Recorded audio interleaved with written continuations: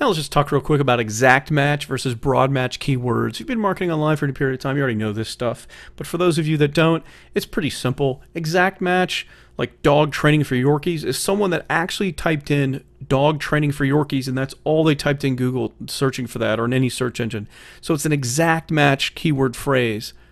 A broad match is someone, well, let's say our keyword phrase is dog training for Yorkies, but it can be a broad match. So if someone typed in best Yorkie dog training, that still matches the dog training for Yorkies. Actually, it doesn't have the word for in there, so technically it doesn't, or it can because it's some of the words. But anyways, a broad match is basically the keyword phrase, but in different orders or adding other words.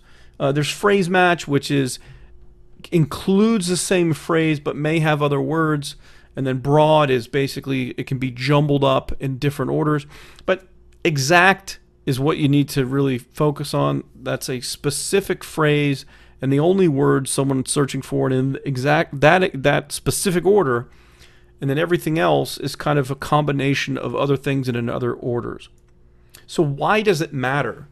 I mentioned this earlier about intent. It's because the prospect's intent can change when the keywords are in a different order when other keywords are added to a main phrase. So it's just exactly what I said. When someone's searching for something specific, you can get a good idea of what the intention is. Although I already mentioned before in this module in the lessons so far, don't ever try to guess what someone's intent. I mean, you kind of want to guess what their intent is, but don't ever assume you know what their intent is. Always go by conversions. Are they opting in? Are they buying? Are they really after your solution? You know, are they interacting with other content on your site related to what they're searching for? So always look at their results and their behavior to know what they're to reinforce, I should say, what the intent was. But a broad match can completely change someone's intent or change the focus on what someone's searching for. For example, someone searched for dog training for Yorkies, right? They're probably looking for how to train their own Yorkie, or they wouldn't search for that. So a broad match, which could contain the exact same words, but some other words, could be, why don't Yorkies ever train their dogs? That would match up on a broad match for the dog training for Yorkies main phrase. So that would come up, like if you were running a broad match on dog training for Yorkies, that would come up. Your Google AdWords ads would show for why don't people train? Why don't people that own Yorkie dogs train them, or something like that. But you get the point. So it can change the intent, change the meaning.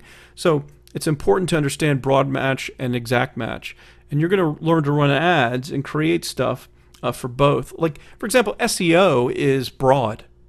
You can't control having a content page that you call the ultimate dog training guide for Yorkies. You can't guarantee that the only people that will end up finding it are people that search for dog training for Yorkies.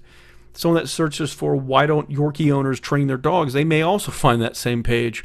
But it doesn't matter because we're not paying for that traffic from those Google rankings. So, and in many ways, we may find some extra visitors that weren't intending to look for what we have, and they could end up becoming prospects or customers. So there's a benefit to that, especially because we're not paying for the traffic. We don't care.